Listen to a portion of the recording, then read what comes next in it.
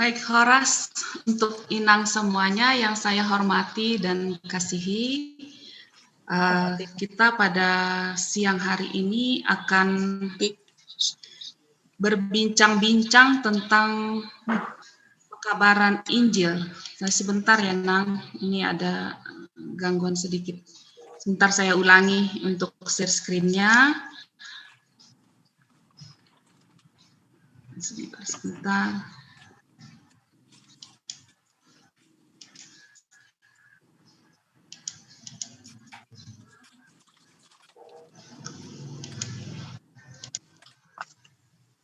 Baik. Dan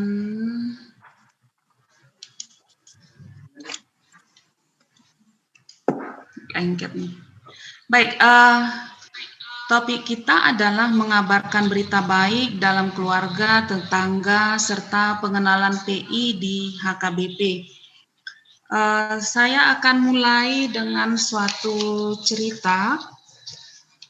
Dalam suatu grup studi tour pelajar Madrasah Sanawiyah ke suatu pabrik, di sepanjang jalan mereka membicarakan tentang orang Kristen dan sesekali menertawakan tentang hal-hal yang menurut mereka tidak masuk akal.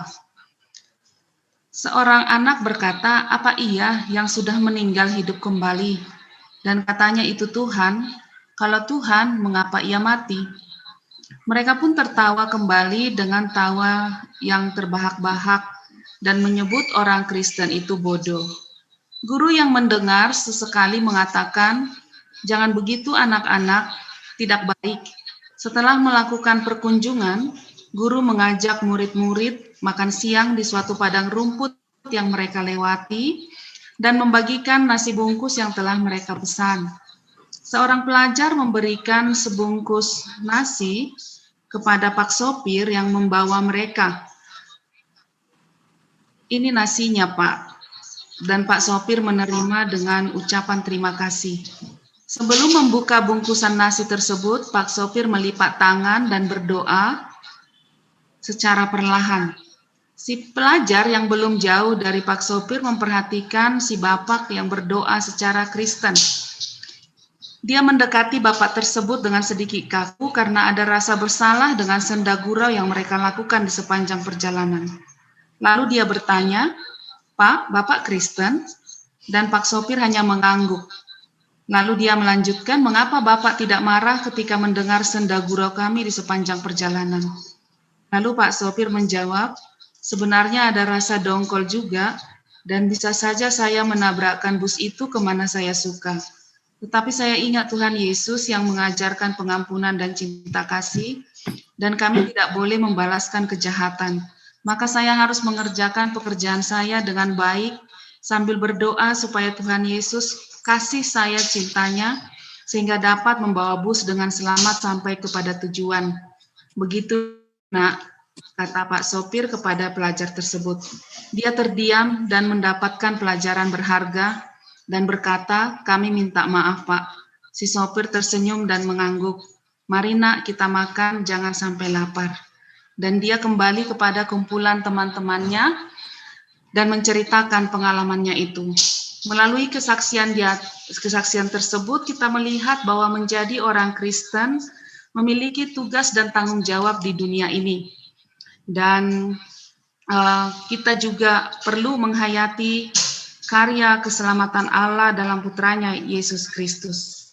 Memang Bapak itu hanya seorang sopir, tetapi tidak menghalanginya untuk menceritakan tentang Yesus Kristus.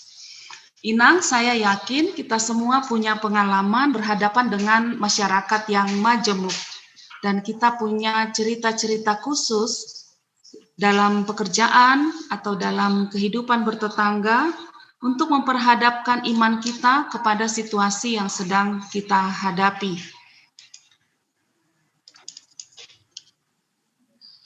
Ini ada suatu nyanyian, kita semua tahu nyanyian ini dari buku Ende nomor 9, dikatakan di sana, "Pupuji holong ni rohamu, o Tuhan Yesus Rajaki, tuho hulehon matondiku aido pinangidomi."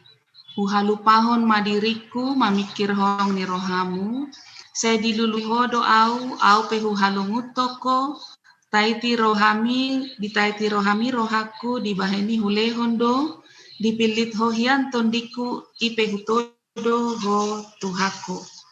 Jika dicermati, lagu ini mengisahkan dua orang yang sudah saling mengenal dan saling jatuh hati. Mereka saling menyambut dalam ketulusan dan ketundukan. Lagu ini menggambarkan orang yang orang Kristen dan Tuhan Yesus yang selalu mencinta dalam kasih ilahi. Jika sudah demikian, hati kita, maka tentunya apa saja yang diminta oleh Yesus, Sang Kasih itu akan dikerjakan dengan tulus dan ikhlas dalam ketundukan dan kasih. Amanah Yesus tentunya tidak menjadi suatu beban bagi diri kita sebagai orang Kristen. Amanah itu adalah mengabarkan Injil atau mengabarkan kabar baik sampai ke seluruh dunia. Kabar baik dalam Perjanjian Lama disebut dengan Basyar, yaitu menyampaikan kabar gembira. Seperti kelahiran seorang anak, kemenangan Israel yang disambut dengan sorak-sorai, bahkan kadang pengumuman raja untuk menghapuskan pajak.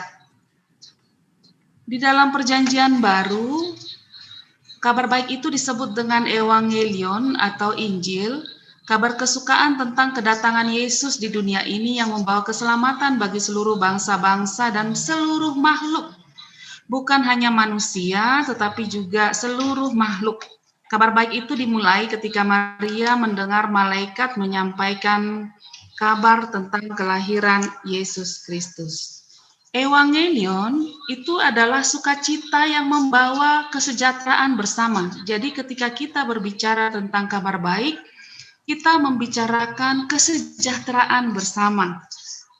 Jadi di dalamnya ada kegembiraan, gembira ya, gembira. Kemudian kalau di Israel tadi ada sorak-sorai, mendatangkan kebaikan, kebenaran, keadilan, pemulihan. Kemudian di dalam Perjanjian Baru itu sebenarnya dipengaruhi oleh Mazmur 40 ayat 10 dan 68 ayat 11, di mana ketika mendengar kabar baik ada riak hati yang tidak dapat disembunyikan dan harus diekspresikan kepada orang banyak. Jadi bukan hanya gembira untuk diri sendiri, tetapi ada riak hati, dia harus ungkapkan itu kepada orang di sekitarnya. Dan sukacita itu makin melimpah ketika ada sekumpulan orang yang merayakan sukacita yang sama. Ibarat kalau ada kelahiran anak, kita gembira dan kita menyiarkannya kepada tetangga, kemudian kita mengundang orang lain juga untuk turut menikmati sukacita kita itu. Dan bahkan tak jarang puji-pujian pun dilantunkan kepada Tuhan Allah dengan wajah yang berseri-seri, karena kita memaknai kabar baik itu dengan cukup mendalam.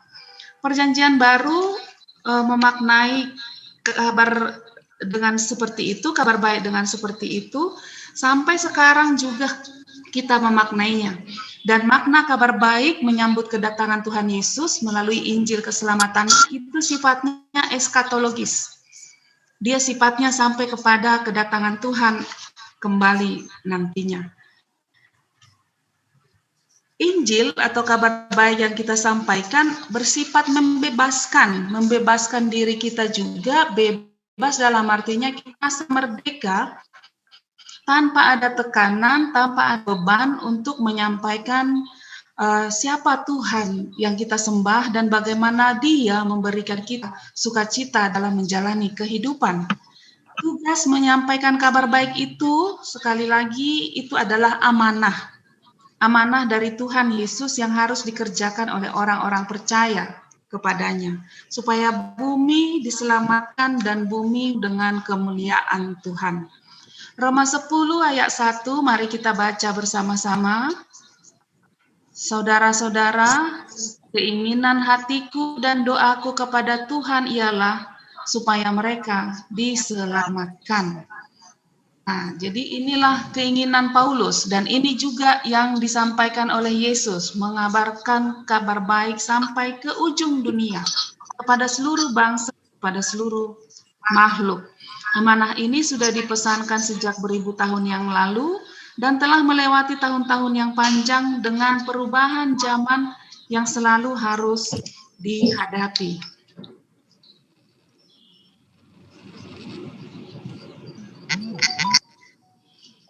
Dalam mengabarkan kabar baik, di sini saya mengambil fokus kepada home mission. Home mission itu adalah suatu misi yang dikerjakan di dalam rumah. Jadi saya tidak akan melihat luas keluar, tetapi saya akan melihat yaitu home mission. Home mission itu dimulai dari pelayanan Yesus yang juga mengisi ruang rumah. Dan rumah, sebagaimana Inang ketahui juga di dalam rumah, selalu ada tradisi-tradisi yang dipakai untuk merespons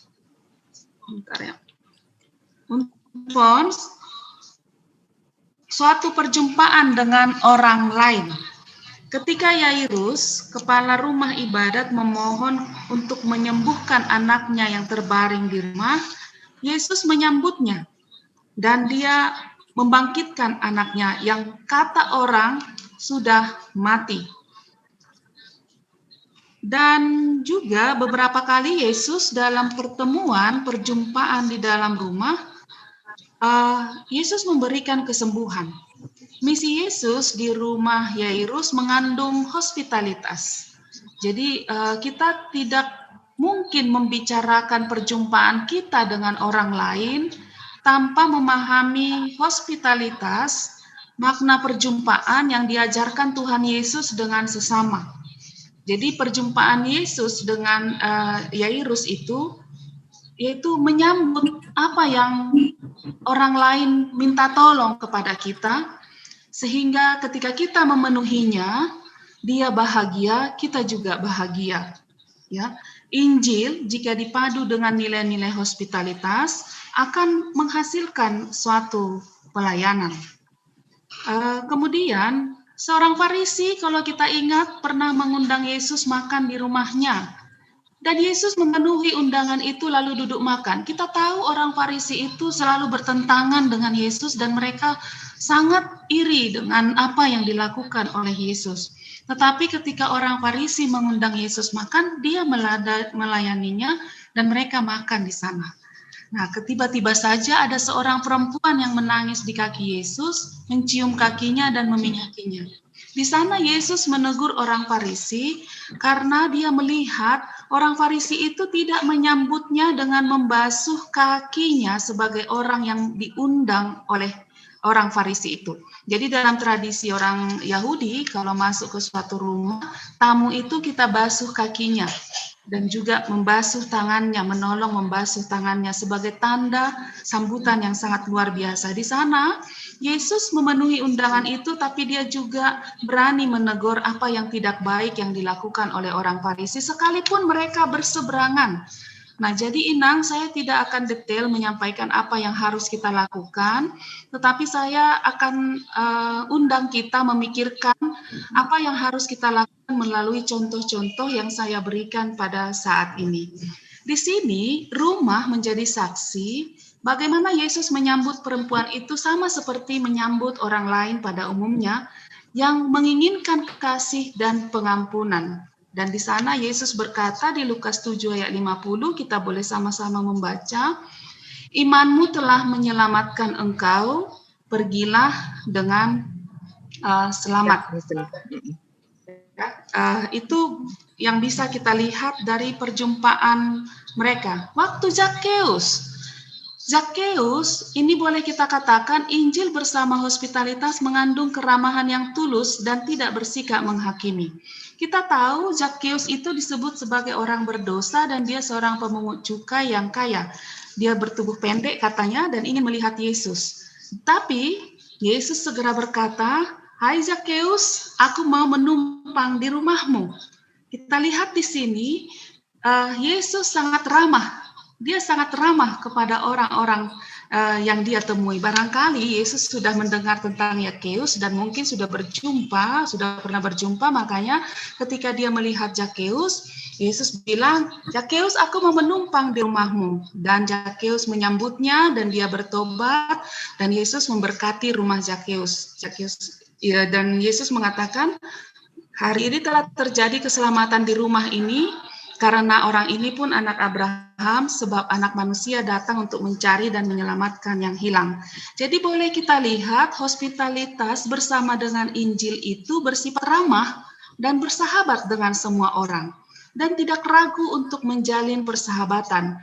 Yesus memasuki rumah Zakheus yang dianggap orang banyak sebagai orang berdosa, tetapi malah dia menumpang di rumah Zakheus. Dan ini adalah suatu paradigma bagi kita bahwa kita itu pastilah ingin menjalin persahabatan dengan tetangga-tetangga kita meskipun berbeda, meskipun dianggap orang mungkin dengan stigma-stigma yang disampaikan kepadanya, tetapi kita melalui perjumpaan Yesus dengan Zakheus mengajari untuk lebih ramah dan bersahabat dengan lingkungan kita.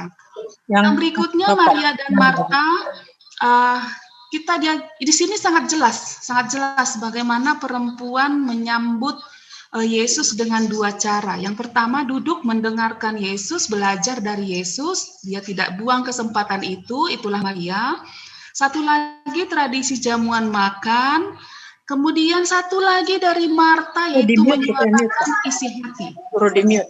Jadi di situ Marta tanpa takut menyuarakan isi hatinya. Dia katakan, "Yesus, mengapa engkau membiarkan Maria duduk saja tanpa membantu aku?" Sebenarnya kalau kita lihat itu sebagai suatu sungut-sungut, tetapi di sini saya melihat itu sebagai suatu suara yang tegas, meminta ketegasan dari Tuhan Yesus. Bagaimana kalau Tuhan melihat yang seorang duduk dan yang seorang juga melakukan pekerjaannya di rumah, sebagaimana kita perempuan juga diminta untuk menyajikan makanan-makanan ketika kita menerima orang asing di rumah kita. Yesus mengunjungi rumah perempuan kakak beradik itu dan mengajarkan mereka tentang keselamatan. Dan di sini kita lihat perjumpaan Yesus near gender, ya, tidak membeda-bedakan laki-laki atau perempuan. Tadi Zakheus yang mengundang, orang Farisi mengundang, dia datang. Maria dan Marta juga mengundangnya, ya dia datang juga, begitu ya. Lalu pengutusan 70 orang murid ini gambaran bagaimana ketika itu hospitalitas juga boleh menjadi suatu cara untuk menginjili orang di sekitar. Yang kita ingat ketika Yesus mengutus 70 orang murid ke setiap kota, bahwa mereka tidak boleh membawa bekal, jika memasuki rumah memberi salam, tinggal di rumah itu dengan apa adanya, dan tidak boleh berpindah-pindah, dan mereka melakukan diakonia dan mengabarkan kabar baik. Jadi yang mau dikatakan di sini adalah bahwa Injil dalam tugas yang kita lakukan untuk mengabarkan Injil itu, jika disertai dengan hospitalitas di sekitar kita, kita yakin bahwa tujuan baik selalu mendatangkan kebaikan, meskipun selalu ada resiko dari suatu langkah ketika kita memasuki kota, rumah orang yang tidak kita kenal. Demikian juga dengan para rasul. Sebagai contoh, Petrus memasuki rumah Kornelius. Di sana ada suatu hospitalitas karena mereka yang berbeda itu akhirnya boleh saling menerima dalam keselamatan Yesus Kristus. Paulus juga sebenarnya kalau kita ikuti perjalanannya, kita kan mikir-mikir kok bisa ya Paulus berpindah dari satu kota ke kota yang lain, bahkan ke wilayah Eropa seperti itu. Sebenarnya di sana dia diikat oleh tradisi-tradisi hospitalitas dari suatu tempat. Dan dia di sana dalam setiap kesempatan disambut di rumah di mana saja dia berada, di kota di mana saja dia berada, dia selalu pakai untuk memperkenalkan Yesus Kristus yang sedang dia wartakan kepada seluruh dunia. Ini boleh kita lihat perjalanannya di Kisah Para Rasul, dan kita juga boleh lihat di peta Alkitab. Inang, sekali-sekali kalau misalnya membuka Alkitab, coba lihat bagian belakang, di sana ada peta. Peta itu menjadi saksi sampai kemana Paulus mengabarkan Injil. Sekarang saya mau kasih kisah dari tanah Batak. Dalam kepercayaan agama Batak, Ilah disebut mula jadi Nabulon. Dia sesewaktu datang dari tahtanya ke dunia dan menyamar menjadi sosok asing untuk menyelidiki dan menguji orang-orang yang ada di dunia. Pada suatu hari terjadi kerusakan tanaman disebabkan oleh hama dan kelaparan yang melanda seluruh pulau Samosir. Situasi yang cukup mencekam itu juga dirasakan oleh seorang ibu yang sudah janda yang memiliki seorang anak. Persediaan makanan di dalam rumah janda itu mulai menipis dan dia pun memutuskan untuk bekerja di ladang orang lain demi mendapatkan makanan. Tak berapa lama ibu itu berangkat ke ladang, seorang kakek yang kelaparan dengan pakaian compang-camping mengunjungi rumahnya dan meminta makanan. Anak janda itu segera mengundang kakek itu masuk ke dalam rumah dan segera menyajikan minuman. Kemudian anak itu mulai memasak beras yang sudah tinggal segenggam ke dalam suatu periuk yang cukup besar. Si anak mulai heran karena beras yang sudah menjadi nasi itu memenuhi periuk. Dengan hati yang penasaran, si anak segera menyajikan nasi itu kepada kakek yang sedang kelaparan. Setelah kenyang, kakek itu pun berpamitan dan berpesan supaya tikar tempat dia duduk hanya boleh digulung dan dirapikan oleh ibunya. Ketika ibunya pulang dari ladang, si anak menceritakan semua kejadian yang dialami dan si ibu pun segera menggulung tikar tersebut. Dan tak diduga bahwa kepingan-kepingan emas berjatuhan dari gulungan tikar tersebut. Di sana kita lihat bahwa ada suatu sambutan yang baik dan mereka diberikan juga upah yang baik. Cerita itu pun terkabar di Pulau Samosir dan mereka percaya bahwa kakek itu adalah mula jadi Nabulon untuk menguji perilaku manusia. Sikap sopan santun dan kebaikan hati anak itu yang menyambutnya dalam keterbatasan, itulah sebabnya mereka dipenuhi dengan berkat-berkat di masa kelaparan tersebut. Nah, yang selanjutnya saya mau lihat, ini kita cerita menarik yang mungkin beberapa sudah kita dengar, tapi beberapa belum pernah kita dengar. Hospitalitas orang Batak itu ketika misionaris datang bersifat menerima dan menolak. 1824 ketika Richard Burton hadir di Silindung bersama Nathanael Ward, seorang ahli kesehatan, dan Evans, ahli pendidikan. Burton ketika itu menyelesaikan terjemahan Alkitab dalam bahasa Batak dan Ward ditugaskan untuk mengevaluasi wabah penyakit kolera yang terjadi di sekitar Silindung dan Toba, sedangkan Evans ditugaskan untuk mendirikan sekolah di sekitar Teluk Tapian Nauli, meskipun Burton tidak selesai dalam mengerjakan tugasnya dan dilanjutkan oleh P.H. Johansen. Ya. Kehadiran mereka disambut baik oleh Raja Huta, karena kemampuan Burton berkomunikasi dengan bahasa Batak, sehingga maksud dan tujuan mereka dapat dipahami oleh Raja. Saya pikir cerita seperti ini bukan hal yang baru lagi, tetapi yang mau saya tunjukkan ternyata bahasa merupakan suatu media untuk mengabarkan Injil. Dari Pusat Penerjemahan Alkitab oleh LAI mengatakan bahwa di belahan dunia ini ternyata ada 2/3 lagi bahasa yang belum disentuh oleh terjemahan-terjemahan Alkitab. Jadi bahasa itu sangat penting. Tutur kata kita sehari-hari kepada tetangga-tetangga kita juga sangat penting untuk menyampaikan kabar baik. Orang Batak menyambut kehadiran mereka dengan rasa yang sangat besar ingin tahunya, ya. Ternyata orang Batak itu sangat besar keponya, ya, kepo istilah sekarang. Mereka itu sangat ingin tahu. Mereka penasaran apa yang dipakai, apa yang dimiliki orang misionaris, dan mereka selalu dikerumuni oleh orang Batak. Setiap kali mereka dikerumuni, pada setiap kesempatan itu juga Burton dan Ward menyampaikan Injil keselamatan tentang Yesus Kristus. Dalam merespons Injil, seorang raja di Silindung pernah berkata kepada Ward bahwa orang Batak itu tidak dapat meninggalkan adat istiadat yang sudah mereka miliki sejak lama. Adat sudah mendarah daging, dan tidak satu pun dari adat mereka yang dapat diubah, kecuali Injil mampu membawa mereka kepada 3H.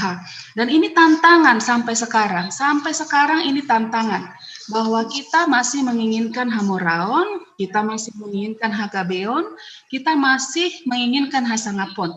Nah, bagaimana Injil ini boleh memaknai Hamoraon, Hagabeon, Hasangapon ini dalam sikap hospitalitas kita, dalam sikap ketika kita berhadapan dengan orang-orang di sekitar kita. Mun dan Liman juga begitu, mereka datang ke daerah Silindung, tetapi modal bahasanya bahasa Cina dan bahasa Melayu. Barangkali mereka pikir bahwa bahasa Melayu boleh masuk untuk ke tanah Batak, tapi ternyata tidak. Nah, di sini ada suatu kesalahpahaman sehingga mereka mati dibunuh dan mereka termasuk orang yang ditolak. I.L. Nomensen saya pikir tidak perlu lagi panjang lebar tentang I.L. Nomensen, tetapi yang mau saya sampaikan bahwa setiap kali disambut di suatu tempat, dia selalu memberitakan tentang Yesus Kristus, memperkenalkan tentang Yesus Kristus dengan berbagai cara. Satu lagi adalah yang dia tidak paham adalah sikap orang Batak yang suka berubah-ubah, lain di depan, lain di belakang. Dia katakan dalam catatannya seperti ini. Suatu hari seseorang pernah datang bertamu ke rumahnya, ke rumah Nomensen. Mereka menikmati kopi bersama-sama dan Nomensen cukup terkesan dengan kebaikan hati dan keterbukaan orang itu dan terus bertanya seputar Injil. Akan tetapi keesokan harinya Nomensen melihat orang itu sedang memimpin pesta Batak yang memuja roh-roh dengan memegang kepala manusia yang baru saja dipenggal. Dan pengalaman lain juga bahwa Nomensen pernah diminta menjadi raja di Huta Damai meskipun dia menolaknya, tetapi raja itu menunjukkan rasa tidak senang. Dia diminta menjadi raja, tetapi di sisi lain dia menunjukkan rasa tidak senang kepada Nomensen, ya. Jadi ini adalah sisi orang Batak yang harus kita hadapi sampai sekarang. Di depan lain, di belakang juga berbeda gitu ya. Warnet adalah misionaris yang bergerak banyak di Samosir. Dan orang Samosir menyambutnya dengan baik. Dia boleh tinggal di sana dan dia juga disambut raja-raja dan dia selalu duduk menyampaikan Injil itu selalu disambut dengan duduk di atas amak atau di atas tikarnya orang Batak ya. Dan di sana dia selalu menyampaikan Injil setiap kali dia memperoleh jamuan makan. Pertanyaannya, sampai sekarang ketika kita mengadakan jamuan makan, apakah kita menyempatkan diri untuk menyampaikan Injil kepada keluarga-keluarga kita, misalnya di arisan, pertemuan marga, atau apa saja yang membuat kita bertemu dengan anak cucu kita, atau saudara-saudara kita, dan ini kita lihat bahwa Warnet setiap hari mendapat kunjungan orang banyak, sama ya, ingin tahu. Mereka heran, kagum. Akhirnya mereka menjalin keakraban dengan terbukanya Warnet kepada orang itu. Pemuda-pemuda yang datang ke rumah Warnet, dia ajari bernyanyi, menghafal ayat Alkitab, dan akhirnya mereka menjadi mitra Warnet untuk mengabarkan Injil. Inang, sebagai perempuan, kita harus bergandengan tangan dengan perempuan-perempuan muda, supaya Injil ini terus boleh kita lanjutkan sampai ke generasi-generasi yang akan datang. Mulailah dari boru kita, Ina. Ada boru kita, ada parumain kita. Adakah waktu kita bersama dengan mereka melakukan PA, khusus PA gitu ya. Baru-baru ini saya menyuruh kelas penelaahan Alkitab semester 5 memimpin PA di tengah-tengah rumah atau keluarga mereka, bapak, ibu, anak. Di sana mereka berbicara tentang firman Tuhan. Jadi ini juga ketika kita bermitra dengan perempuan-perempuan muda, diharapkan kita dapat meneruskan iman kita kepada mereka. Yang kedua, persahabatan dan permusuhan di tanah Batak itu, kehadiran misionaris, kehadiran Injil itu ada polemik dua hal ya. Yang satu mengundang persahabatan, dan yang satu lagi mengundang kecemburuan dan akhirnya bermusuhan. Ini terjadi di antara para datu, karena penginjil itu memberikan obat, para datu ditinggalkan, dan akhirnya para datu menjadi cemburu kepada Warnek. Dan Warnek melihat kecemburuan adalah salah satu masalah yang paling besar di tengah-tengah pribadi orang Batak. Dulu ya, nggak tahu kalau sampai sekarang apakah masih itu menjadi tantangan yang utama bagi komunitas kita orang Batak. Kemudian yang berikutnya yang boleh kita lihat bahwa hotel orang Batak ini, Hosom, Teal, Elat, Late ini merupakan sifat-sifat negatif yang mungkin sekarang juga harus kita kikis dari kehidupan orang Batak sampai sekarang. Dan kita mengundang orang Batak supaya lebih melihat cinta kasih di dalam setiap relasi, dan juga lebih memikirkan bagaimana tetap menjadi pengikut Yesus sebagai keluarga dan sebagai saudara. Yang berikutnya adalah tentang persahabatan. Tak jarang juga Warnek mengalami persahabatan dengan orang-orang Batak. Saya mau tunjukkan beberapa kisah. Yang pertama itu kisah dari Opu Sibarung. Nah, ini Opu Sibarung namanya ya. Opu Sibarung Warnek, orang Kristen pertama di Nainggolan dan sekaligus menjadi mitra dalam beritakan Injil.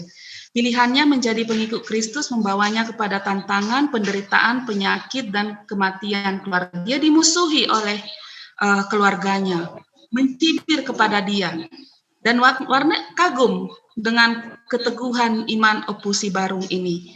Nah, kemudian setelah dia memilih menjadi Kristen, dia mempraktikkan hospitalitas yang berbeda.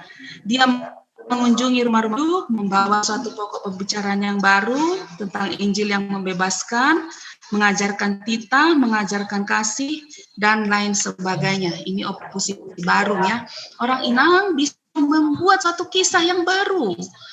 Anak Inang bagaimana kita berbagi atau mengabarkan Injil. Opu Lasat, nah ini Opu Lasat ya. Opu Lasat penduduk sahabat Warna, dia suka membicarakan pertanyaan etis seperti mengenai perzinahan. Ketika itu Opu Lasat belum mau dibaptis karena dia masih memiliki semangat yang tinggi dan mempraktikkan peribadahan Batak. Tetapi persahabatannya dengan Warnek itu menjadikan dia bertobat, berubah, dan motif perkunjungannya dengan sahabat-sahabatnya bukan lagi motif perang, tapi motif yang menghargai dan Maaf Inang Beni, lanjutkan dengan kita kira-kira masih berapa lama lagi karena waktu antara 5 sampai 10 menit lagi, Nang. Terima kasih. Oke, Nang. Iya. Makasih, Nang. Kemudian Ama Batu Jala juga sahabat Warnek melakukan percakapan tentang kekristenan dan masalah-masalah yang dihadapi. Ternyata menjadi Kristen itu juga dengan topik permasalahan-permasalahan yang kita hadapi itu dapat memperarat kita dengan teman-teman kita, dengan sharing, meminta pendapat, dan akhirnya ini boleh dialami Ama Batu Jala. Dia mengubah hidupnya dari sikap bermusuhan kepada sikap pertemanan atau perdamaian. Nah, ini Opu Lalan yang membawa perubahan di tengah-tengah rumah tangganya. Ketika itu Opu Lalan bertanya seperti ini, bolehkah beristri lebih dari satu? Dan ketika itu Warnek mengatakan tidak bisa jika kita percaya kepada Yesus Kristus. Dan Opu Lalan atas nama persahabatan menghargai itu, dan istrinya yang paling senang mendengarkan itu karena akhirnya Opu Lalan tidak jadi menikah dengan perempuan lain. Dan ini menjadi suatu kabar bagi kita bagaimana Yesus juga mengajarkan supaya kita itu setia satu dengan yang lain dalam hubungan keluarga, yaitu suami istri. Nah, itu beberapa contoh ya, Enang. Kemudian nanti boleh kita lihat yang lainnya dalam pertanyaan. Saya mau ambil bagian yang terakhir. Itu kan semuanya tadi ada di rumah. Dan melalui rumah, kita akan memiliki suatu saat ini di masa pandemi ini dengan yang disebut home mission. Saya membawakan home mission ini untuk Inang semuanya untuk kita lakukan ke depan. Nanti boleh ambil cerita yang lain, saya akan kirim bahannya. Yang pertama home mission adalah to equip. Apakah gereja Kebayoran Baru memperlengkapi perempuan untuk mengabarkan Injil di masa pandemi?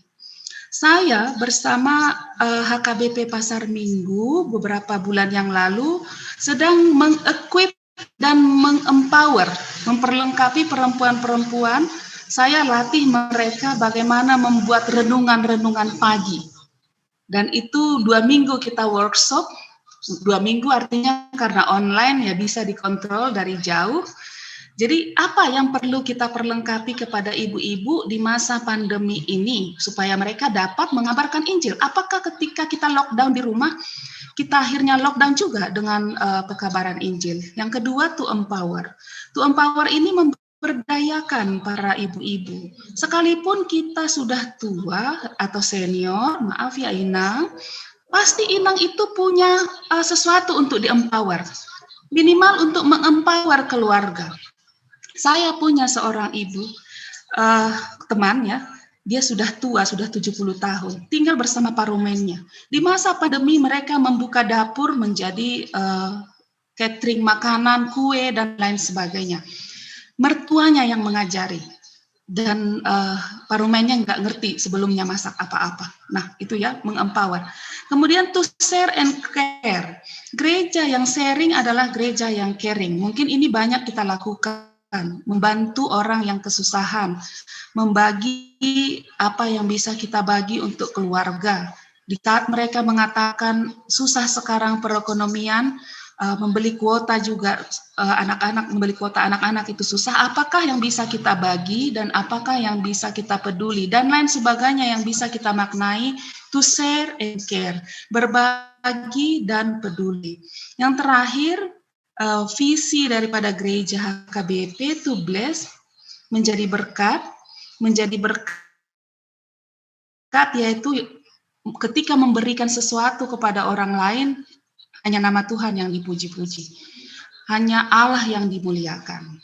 Nah, demikianlah yang boleh saya sampaikan kepada Inang semuanya. Nanti kita ambil apa saja yang bisa kita lakukan untuk pekabaran Injil. Mungkin ada 2 bulan lagi yang boleh kita pakai. Terima kasih Inang Anita Manurung. Terima kasih Inang atas materi yang begitu bagus yang sudah disampaikan kepada kita semua. Untuk itu mari kita sambut dengan tepuk tangan.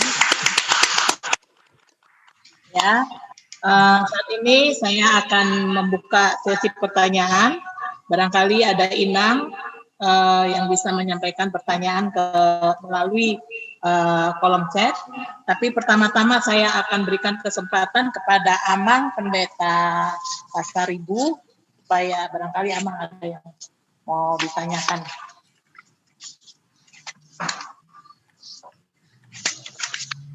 Terima kasih kepada moderator. Terima kasih kepada Pendeta Siangga, Senang, Kebayoran Baru. Terima kasih atas materi yang telah disampaikan. Kita Kebayoran Baru. Mohon maaf, saya nggak bisa dengar.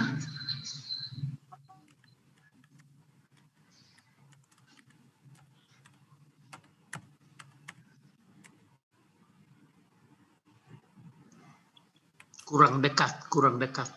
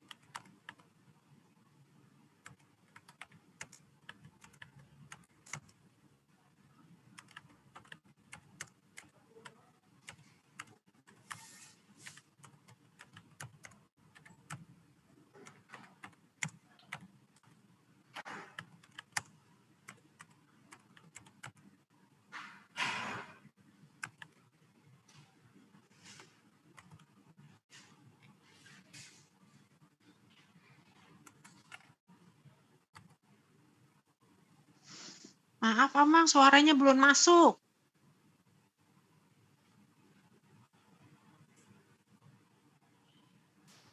Belum dibuka kali, nggak kedengaran soalnya.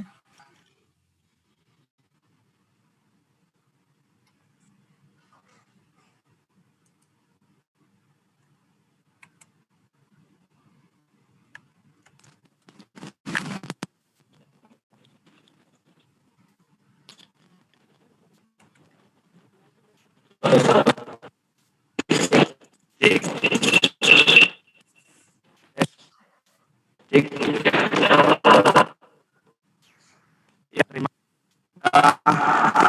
Inang Pendeta Beni yang telah memberikan materi kepada kami tentang peranan perempuan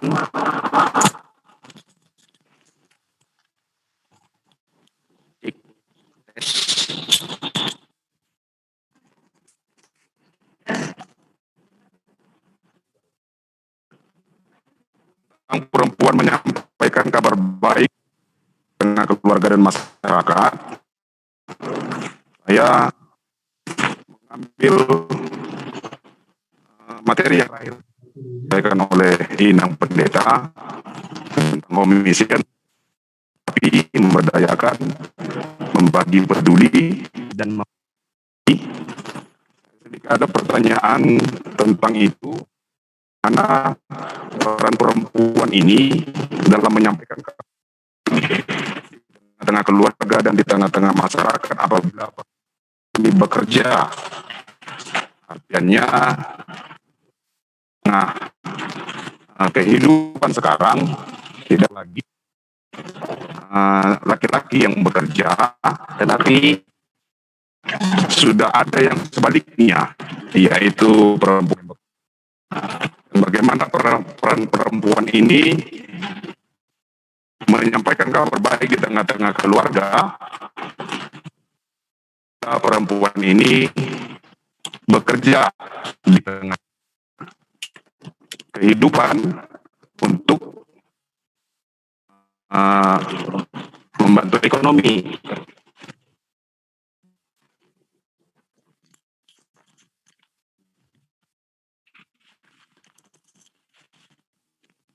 Terima kasih, Nak. Sudah, Amang? Amang Raziki, itu pertanyaannya mungkin Inang Pendeta Beni bisa jawabnya.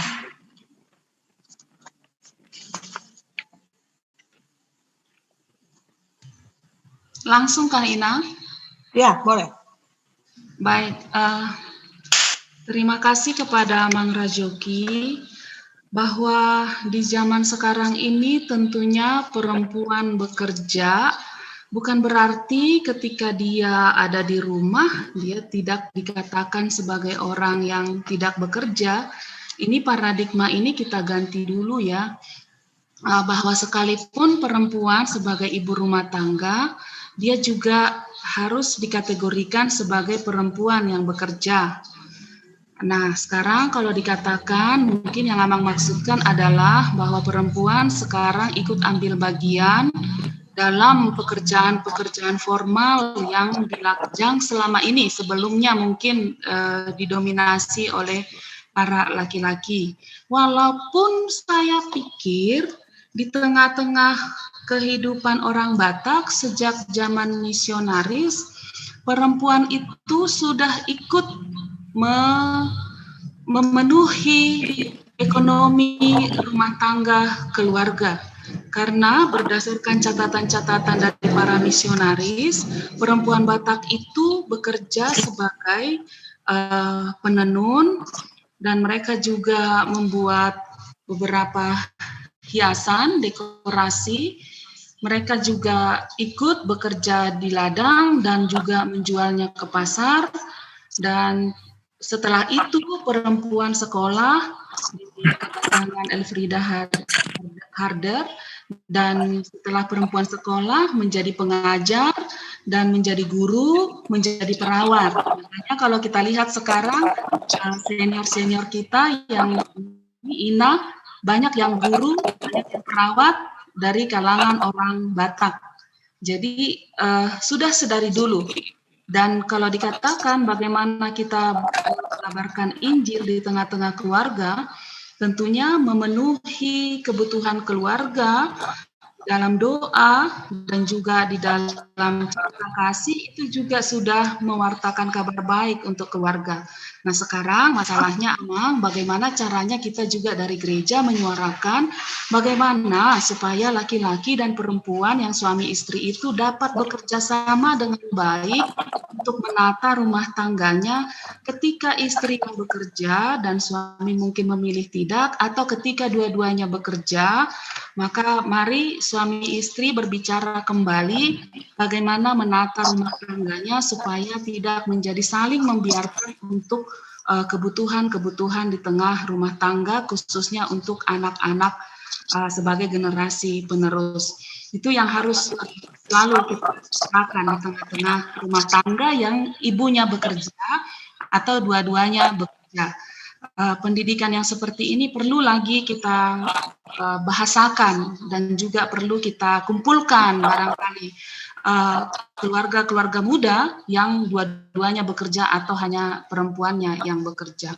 Saya pikir tidak ada halangan. Mungkin karena saya ya, tapi pendeta bisa kamu pulang ke rumah mimpin doa dan lain sebagainya. Tapi apalagi sekarang saya termasuk perempuan yang keluar dari rumah dari jam 8 sampai jam 5 itu adanya di kantor. Ya, tetapi pulang ke rumah yang menyapa dan pagi-pagi berdoa bersama sebelum berangkat. Dan kemudian kita mengadakan percakapan-percakapan tentang apa yang harus kita lakukan setiap hari. Dan mungkin besok juga libur, Jumat libur, kita mau kemana, kita mau buat apa, atau kita bersihkan kebun bersama, membersihkan rumah bersama. Saya pikir intinya adalah bagaimana keluarga boleh tetap harmonis, punya waktu berdoa bersama, dan punya waktu bersekutu, bercakap-cakap di tengah-tengah keluarga. Demikian Amang Rajoki, kalau ada tambahan dari Amang mungkin pengalaman, silakan. Ya, terima kasih Ina atas penjelasannya. Gimana Amang Rajoki Pasaribu, sudah terpenuhi ya jawaban dari Inang Begini Sinaga? Iya. Terima kasih Inang atas jawaban kepada kami. Baiklah, saya sekarang mempersilahkan kepada Amang Pendeta Resort barangkali ada yang mau disampaikan setelah mendengar materi dari Amang Pendeta Resort. Amang ada yang mau ditanyakan, Amang? Selamat siang, Ben. Kepada kamu.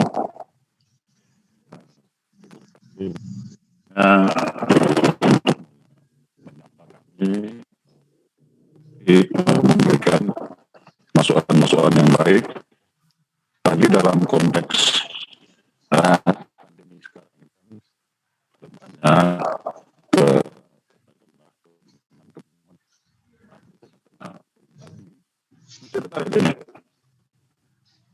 nggak bisa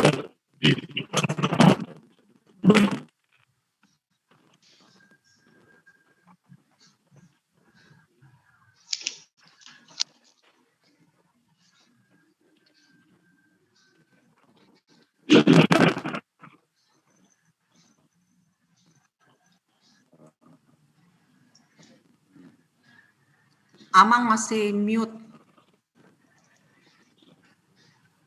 Amang masih mute. Minta disuruh buka.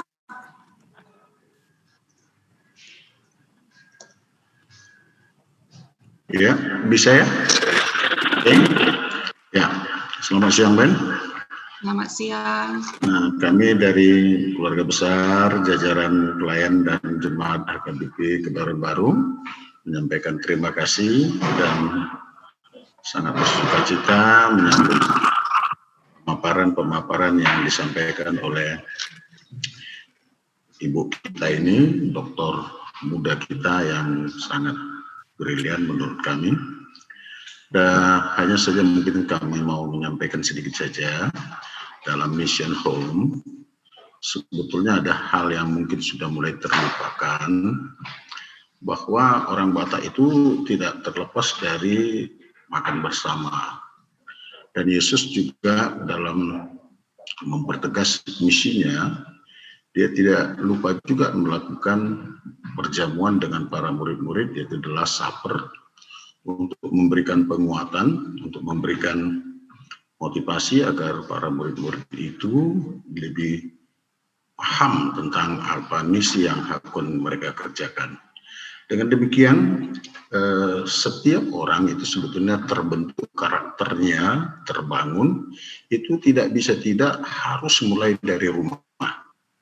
Nah inilah makanya kita ambil ini, mission home ini, bagaimana supaya kebiasaan yang baik itu boleh muncul lagi, karena dalam pemahaman makan bersama kita melihat ada beberapa banyak filosofi yang sangat luar biasa di sana. Tentu manusia itu bukan hidup untuk makan, tapi makan untuk hidup. Dan menghadapi hidangan yang sama, di meja yang sama, dengan demikian kita boleh merasakan bahwa hidup itu adalah milik kita bersama. Dan tentu karena milik itu atau dunia ini adalah milik kita bersama, milik Tuhan yang diberikan kepada manusia, maka ada tugas manusia di bumi milik Allah, yaitu saling menghormati seperti yang dikatakan tadi, hospitality tadi, menyambut, menghargai orang-orang yang datang. Dan perempuan Batak itu sangat dikenal sebagai para makna sobalunon, ya, dan memang sangat orang yang komunikatif dan ramah. Nah ini yang tertular mungkin tadi dari contoh cerita tadi, seorang anak yang menyambut orang tua tadi dan memberikan makanan. Karena memang sebetulnya cara menguji manusia itu, kalau manusia diuji ketika dia sedang susah, kelihatannya dia lebih gampang, lebih kuat dalam bertahan. Tetapi ketika dia dalam keadaan sangat kaya, sangat luar biasa, nah itu yang dia sering tidak tahan uji. Nah, kalau karakter buildingnya itu dibangun dengan baik di rumah tangga, maka akan baik. Nah, ini yang sekarang kita sedang pergumulkan secara bersama-sama. Di tengah postmodern kita sekarang ada banyak pasangan untuk memilih bersama-sama bekerja dan kerja bersama-sama. Tentu ada dalam episode tertentu anak yang Tuhan titipkan di antara 24 jam satu hari itu ada episode tertentu anak-anak itu tidak dipantau atau katakanlah terpisah dari kedua orang tuanya.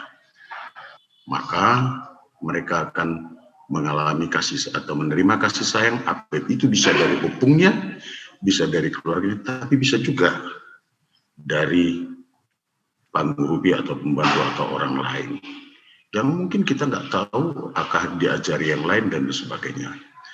Inilah kendala misi dalam keluarga.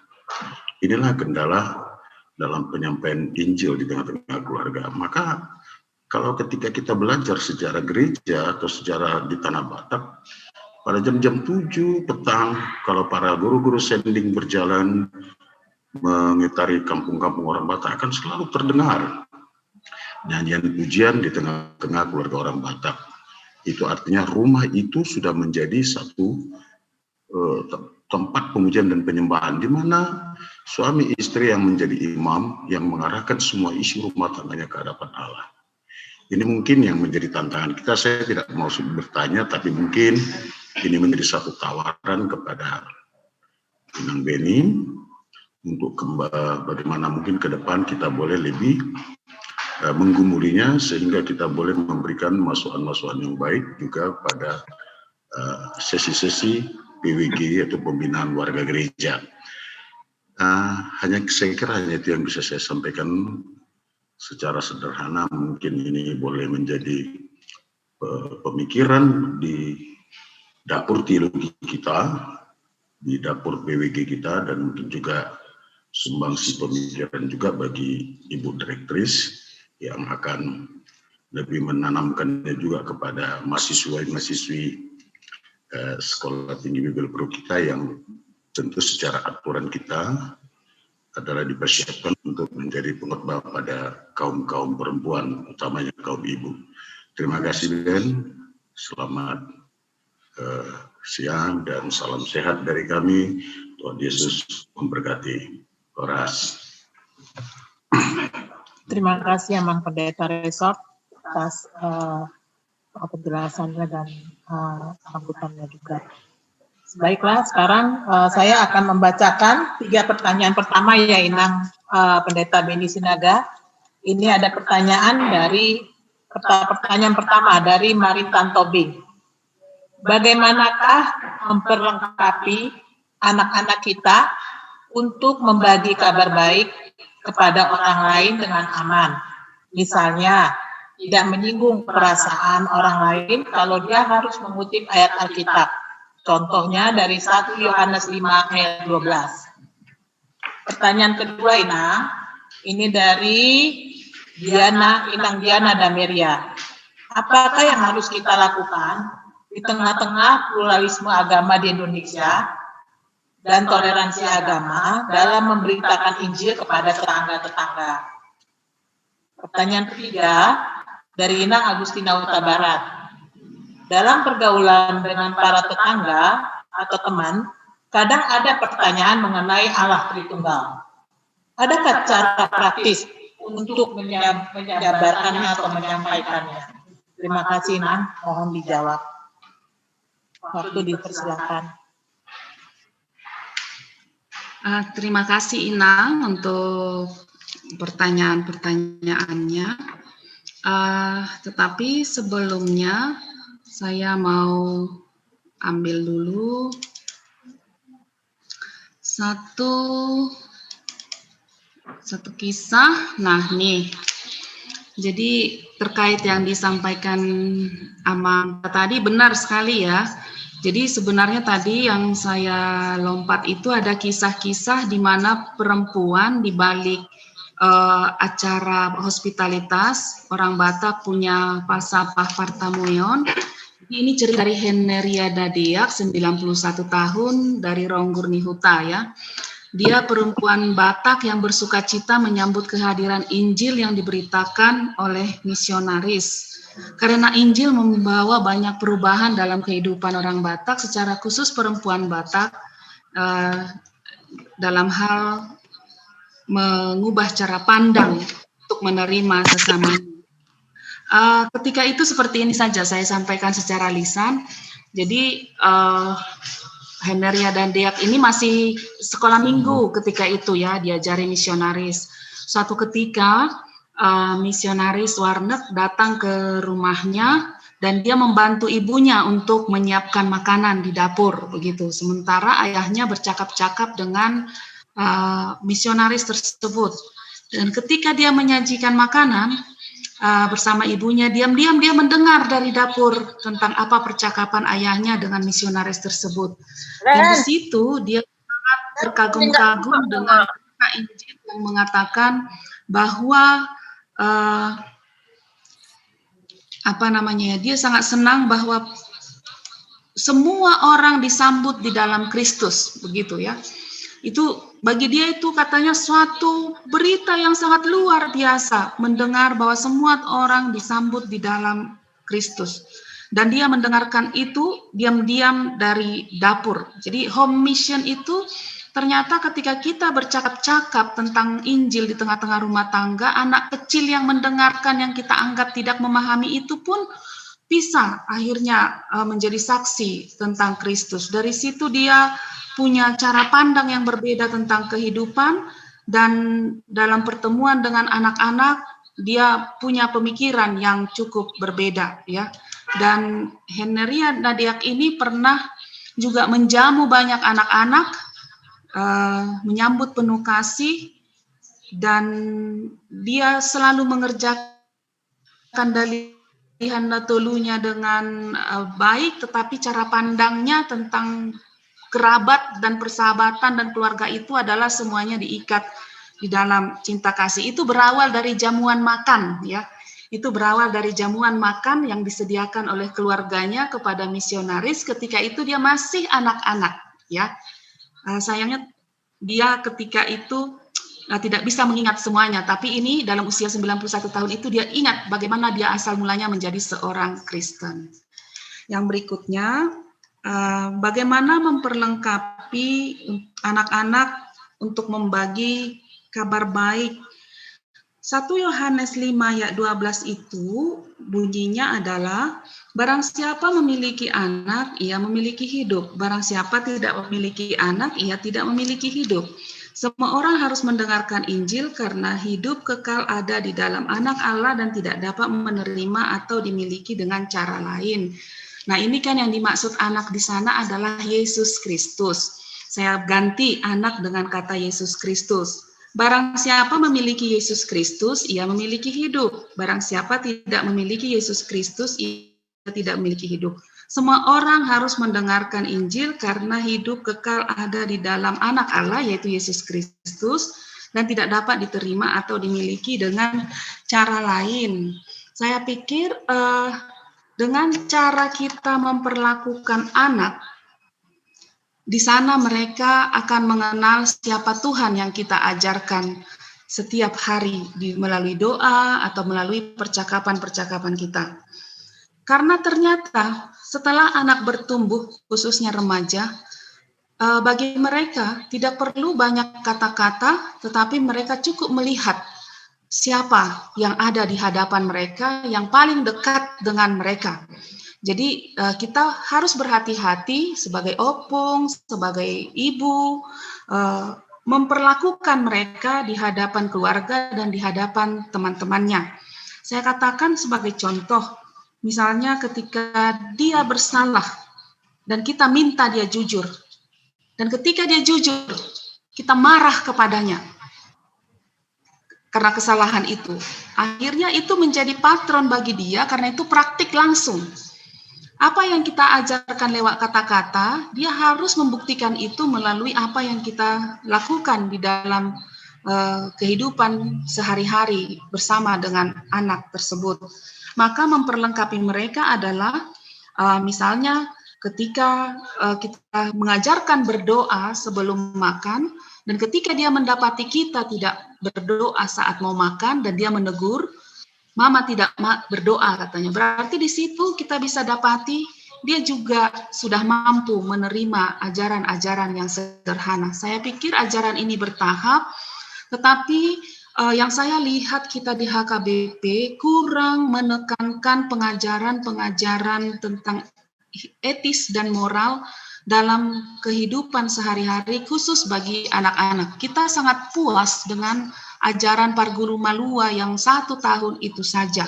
Setelah itu, adakah ruang bagi remaja? Adakah ruang bagi sekolah minggu? Selain hari Minggu atau selain Sabtu Ceria yang boleh kita berikan untuk mengajarkan dan meneruskan iman kekristenan kita bagi mereka. Saya tidak tahu, mungkin dari Kebayoran Baru boleh berbagi tentang ruang bagi anak-anak selain hari Minggu yang 1 jam mungkin membina mereka di sekolah minggu. Yang kedua, apakah yang harus kita lakukan di tengah-tengah pluralisme ini? Di masa pandemi ini saya melihat bahwa kita punya kebutuhan bersama. Ternyata pandemi ini mengajari kita jarak yang jauh itu mengajari kita untuk menghargai orang-orang yang kita temui setiap hari. Waktu kita selalu bertemu dengan mereka, kita selalu disulut dengan hal-hal yang menyibukkan diri kita sendiri.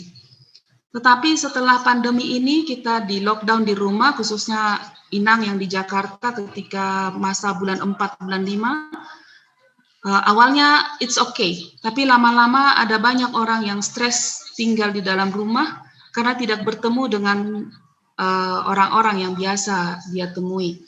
Maka di tengah-tengah kemajemukan ini, saya pikir pelayanan diakonia kita, bagaimana kita berbuat dan bagaimana kita memperlakukan orang lain, itu menjadi suatu pertanda siapa kita bersama dengan Tuhan kita. Jadi apa yang kita lakukan kepada tetangga kita, demikianlah mereka mengenal kita dalam iman percaya kita. Saya pikir kita setuju ini ya, apa yang ke tetangga itu lebih daripada apa yang kita perbuat. partisipasi aktif kita dalam ritme kehidupan yang dia hadapi. Saya pernah ketika itu baru masuk ke gang ya di Tanjung Barat. Di sana ada suatu klaster rumah kos saya ya. Kita sama-sama mengontrak ketika itu, ada 5 rumah di dalamnya. Setiap hari Minggu pasti mereka tutup rumah kalau kami sudah keluar rumah. Karena kami akan ke gereja dengan pakaian rapi supaya tidak perlu disapa, dan mereka menutup rumah mereka, dan ini sengaja begitu karena dari pagi mereka membuka pintunya, tapi ketika kami keluar mereka tutup. Tetapi setiap kali ada kesempatan bertemu, saya akan mengatakan mari Bu, mari Pak, dan lama sekali ya, ada 2 bulan, mari Ibu, mari Pak, mau kemana? Mau ke gereja. Mau PHD Ina juga begitu, mari Bu, mari Pak, mau kemana? Ke gereja. Lalu dia bertanya, kok ke gereja-gereja aja Tante? Dia manggilnya Tante kan. Kok ke gereja-gereja aja Tante? Iya, di sanalah saya menghabiskan waktu saya sama dengan komunitas perempuan dan lain sebagainya. Saya ceritakan apa yang kita kerjakan di gereja. Lalu keesokan harinya waktu saya pergi, mereka bilang pertanyaannya sudah beda. Mau ke gereja ya Tante? Gitu. Jadi tidak instan ya. Saya yakin Amang dan Inang juga punya pengalaman yang jauh lebih banyak. Tetapi dalam menghadapi pluralisme ini, sekaligus untuk menjawab pertanyaan nomor 3, ceritakanlah tentang Tuhan Yesus sesuai dengan iman percaya kita. Pure, murni, dan jangan takut. Dan tidak perlu kita menjadi salah sangka apa kata orang tentang apa yang saya jelaskan. Masalahnya sekarang sudah mampukah kita menata kalimat demi kalimat untuk menceritakan siapakah Allah Tritunggal itu? Apakah kita sudah mampu menata kata demi kata kalau orang tanya nanti kepada Inang semuanya, kepada Amang yang ada di sini. Kalau orang tanya yang tidak seiman dengan kita, apakah kita sudah bisa menceritakan siapakah Allah Tritunggal itu di dalam diri kita secara pribadi saja? Karena kalau kita mau harap dia percaya pada saat itu juga tidak mungkin. Karena ini perlu proses dan tidak akan bisa dia pahami kalau dia tidak mengikuti terus-menerus apa yang bisa dia dapatkan dari penjelasan-penjelasan orang Kristen. Saya selalu setuju kalau berhadapan dengan agama lain itu, ceritakan sajalah tentang iman kita tanpa perlu apa kata agama lain tentang agama kita. Karena dia bertanya tentang agama kita. Ceritakan saja, Yesus itu bagi kami seperti ini. Jadi tidak perlu kita harus bilang terserah mau percaya atau tidak. Karena yang kita ceritakan tentang Tuhan kita. Dan inilah yang saya imani, inilah yang saya percayai. Itu yang boleh saya pikir kita sampaikan kepada tetangga kita, karena saya kepada bapak kos saya yang kebetulan haji ya, dia lumayan tajir. Setiap kali saya kunjungan untuk Idul Fitri itu, atau kunjungan membayar uang kos, begitu ya, pasti kami ada percakapan tentang iman. Karena bapak itu pemilik masjid yang besar kalau masuk gang kita itu. Jadi dia akan tanya, bagaimana anak teologi ya? Dan kami akan bercerita tentang iman masing-masing tanpa harus perlu ditabrakkan bahwa agamamu tidak benar, agamaku lah yang benar. Tetapi cukup bersaksi. Dan dia katakan, ya saya salut karena kakak saya juga sampai sekarang dari Islam tetap menjadi Kristen. Tetapi kembali dia katakan kun fayakun, agamamu adalah agamamu, agamaku adalah agamaku, dan kami melakukan percakapan itu dengan sederhana saja. Tidak perlu kita menjadi ragu menyaksikan tentang iman kita.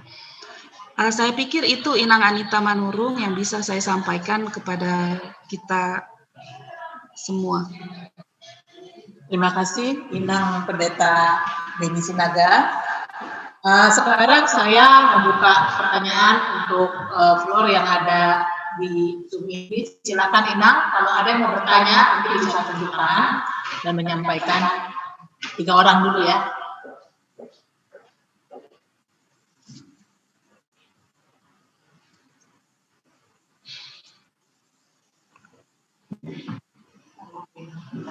Ada Inang? Mungkin Inang Carlot ya, tadi mau bertanya katanya. Silakan Inang Carlot, mohon disampaikan langsung. Halo, kedengeran suara saya. Halo Inang Beni. Halo Inang. Saya dari sekolah Alkitab sih sebenarnya, bukan dari jalan HKBP Hang Lekyu. Nggak apa-apa ya, gabung di sini. Nah memang di-share di beberapa grup mengenai pekabaran ini. Kalau Inang Carlot bisa memperkenalkan diri dari gereja mana? Oh, saya dari HKBP Sudirman. Saya dari sekolah Alkitab, saya membawa dari sekolah. Iya, terima kasih ya sudah bergabung di acara. Iya. Ya Inang Anita. Inang Beni tadi sudah jelaskan mengenai pekabaran Injil. Balikin lagi. Dan Gimana? saya dengar cerita mengenai soal warnet, terus Udah. Mention dan beberapa Ah, tolong Mang. Kalau kita kan perempuan hubungan perempuan terbiasa mengikuti PA mengenai mendidik anak kita, melatih sebagai perempuan di rumah gitu ya Inang ya. Dari PA perempuan sebenarnya sudah diajarkan seperti itu. Dan kita terbiasa di HKBP kenalnya mengenai Hamoraon, Hagabeon, Hasangapon. Kalau misalkan, kalau tadi Inang cerita mengenai tetangga Inang yang berbeda agama dengan Inang, terus Inang mencerita kalau ketemu dengan dia beberapa kali tetangganya mencoba menghindar, gitu kan. Kadang-kadang kita juga di lingkungan kita dengan tetangga kita mungkin ada beberapa yang mungkin kita perhatikan kita sendiri, diri kita sendiri perempuan, mungkin tidak bertegur sapa atau karena temboknya tinggi-tinggi akhirnya kita lupa menegur tetangga kita gitu loh, bertegur sapa, bercakap-cakap. Tapi dengar cerita Inang Beni, jadi berpikir gini, benar juga ya cara pekabaran Injil dengan contoh yang diberikan Inang Beni dengan bercerita, Inang mau kemana, ibu mau kemana, atau tante mau kemana, saya mau ke gereja, saya mau ini. Ternyata dengan itu adalah salah satu hal kita mengabarkan Injil ke orang lain. Karena saya pikir gini, HKBP, maaf sambil charger, HKBP kita nggak tahu ya kalau di gereja HKBP, saya perhatikan mengenai pekabaran Injil, cakupannya hanya top line aja, hanya memperhatikan diri kita sendiri, gereja kita, pengumuman kita, seksi kita, ataupun gereja kita. Gereja kita buat yang besar-besar, tinggi-tinggi. Gitu. Bisakah saat ini kalau kita sebagai pengumuman perempuan membuat seksi ataupun kalau kita kan nggak mungkin mengabarkan Injil lagi seperti warnet itu atau amang no mention atau of no mention. Apa yang bisa kita perbuat sebagai perempuan untuk memperhatikan pekabaran Injil? Mungkin di lingkungan kita dengan contoh dari Inang Beni tadi cukup bagus gitu. Ternyata bercerita mengenai Tuhan kita sebagai kita Kristen itu sangat baik. Tapi bisa mungkin Inang bisa langsung ke inti pertanyaannya. Oke, singkat saja Inang Beni, bisakah kita seksi perempuan memperhatikan atau membuat seksi khusus untuk pekabaran Injil, memperhatikan pekabaran Injil? Ya kan? Dengeran Inang, terima kasih. Maksudku udah aku buka. Terima kasih Inang Carlot. Nah, itu pertanyaan pertama dari Inang Carlot, kita tampung dulu ya Inang Beni. Barangkali ada dari Inang lain yang mau bertanya, silakan. Saya mau bertanya Inang. Dari Ibu Ketua kita, Ibu Sofia Raja. Ya. pertanyaan saya begini, sebetulnya kita sebagai perempuan Kristen ya, banyak mayoritas kita sudah tahu bahwa kita juga semua mendapatkan tugas itu ya untuk menjadi pekabar Injil. Cuman ada tentu saja perasaan takut atau malu atau tidak mengerti bagaimana memulai. Bagaimana kita bisa mengatasi itu? Itu pertama. Yang kedua, Inang, ada pekabaran Injil yang saya dari pekabaran Injil ke dalam dan keluar. Nah, di tengah sekarang ini di HKBP terutama di seksi perempuan, mana yang lebih utama kita lakukan? Pekabaran Injil ke dalam dulu atau kita sekaligus juga bergerak ke pekabaran Injil keluar? Itu saja, terima kasih.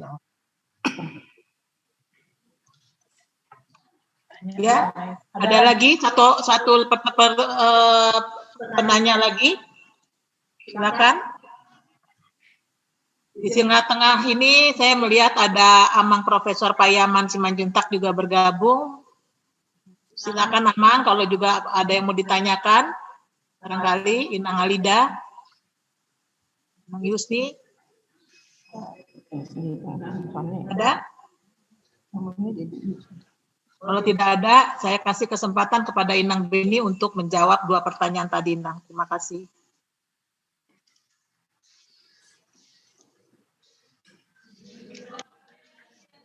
Sudah tampilkah Inang?